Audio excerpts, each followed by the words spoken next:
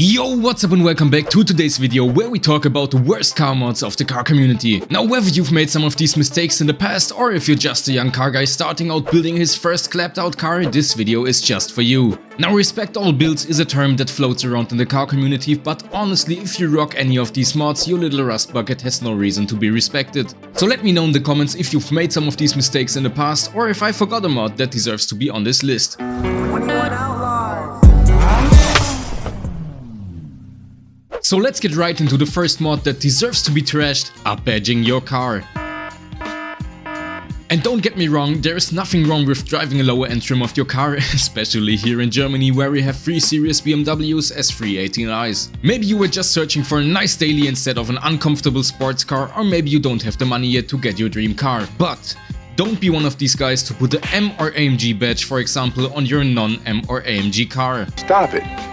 Get some help. So if you have a 330, there's no need to put the M badge on your car. Who are you trying to fool? The only people that will fall for this are probably high school girls, and everyone that knows will just laugh at you. The worst thing about Upbadging is that there are even levels to this, so some of y'all are just getting out of hand by putting like M performance stickers, racing stripes and fake exhaust tips on their car. But the worst of all are these, in my opinion. The moment I see a BMW with an M colored grille, I instantly know how you look like, and it ruins the whole car no matter how clean it is. You're not that kind of guy, so just stop it. Coming up on our next mods, which may be even worse, fake vents or fake parts in general. So adding parts like fake exhaust tips or vents that are purely aesthetic and don't actually cool the engine or improve performance will make your car look like it's the AutoZone special. Now, after seeing that even brands like Brabus are gluing on their vents makes this whole thing even worse. And I know that every one of you at least knows this one car in the area which is just put together by fake vents, exhaust tips, and these guys even have sunroofs now. I mean, look at this. It's literally a piece of plastic to make your car look like you're riding around with the sunroof open,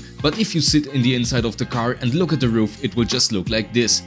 The same thing goes for the exhaust tips. I know many manufacturers are doing it themselves nowadays, where they just have their exhaust facing down and some fake tip at the end, but that's because of regulations and looks. Your regular C300 Mercedes will look like straight ass with your stick-on AMG lookalike exhaust. And the worst thing is that you know that shit is straight pipe. Which directly brings us to our next mod, straight piping your car. Now, this may be the cheap way to go, but let's be honest, your straight pipe Golf is not a race car and just sounds like a 4-year-old having diarrhea.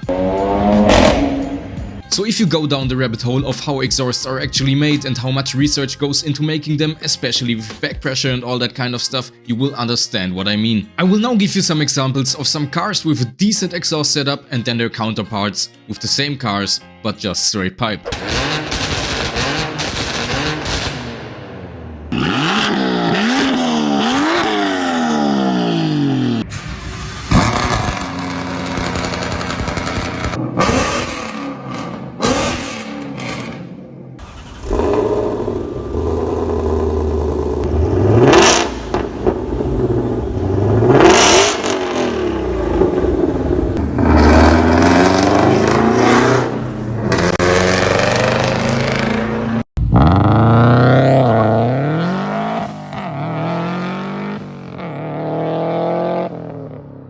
Now that you've heard it, consider just getting a muffler or maybe a cat delete if you want to go the cheap route, but don't instantly pull out your chainsaw after getting your clap VQ and cut off the entire thing, because it will just sound like straight doo-doo. With that, you're just doing the whole car community a favor, because I know every one of y'all know the feeling when you're out on the street, hear something loud and turn your head just to see some clapped out Honda that will even wake up Relaxo.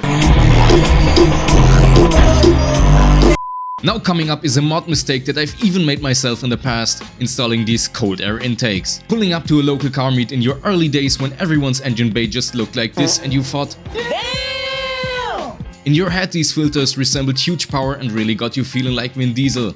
But the problem with these cool looking filters is that most of the time they do exactly the opposite of what they should be there for, because instead of cooling down your intake temperature, they just suck up all of the hot air in your engine bay, which will result in you actually losing some power. Now, if you got a fast car, it is reasonable to sacrifice some power to have an owl in the engine bay, but if you just got your first Civic with 7 horsepower, please reconsider on what mods you will install in your car.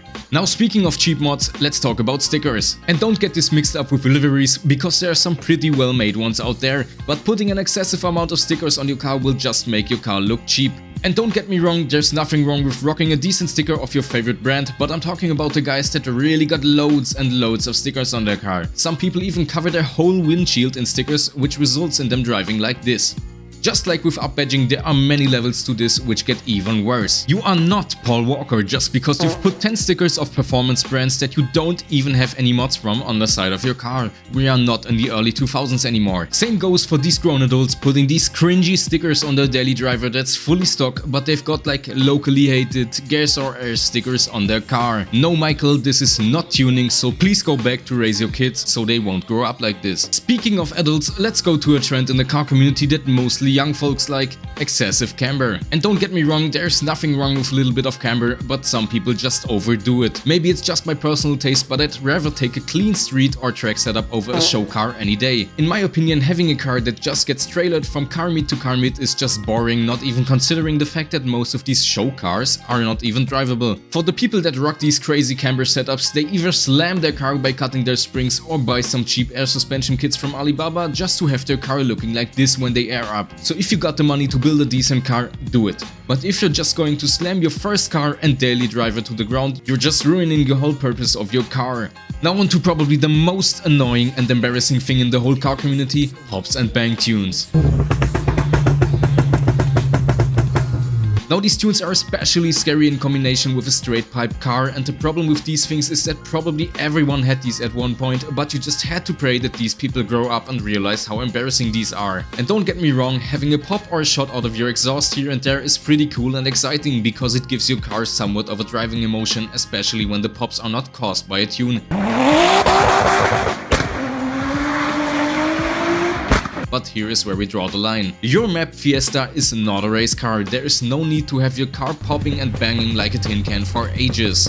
And we all know that these guys at car meets that just sit in their car for hours showing off to their two friends who still think this is cool. If you like it, go enjoy it for yourself on an empty back road, but stop annoying the f out of others by ripping it through the city and annoying everybody else around you. This seems to mostly be the case for new car guys or BMW drivers who need attention, not even considering the fact that you are just ruining the whole sound of your car. Like with BMWs for example, because some of them can actually sound really good, believe it or not, but you're never going to really hear the car because it's just farting everywhere. Just listen at the difference.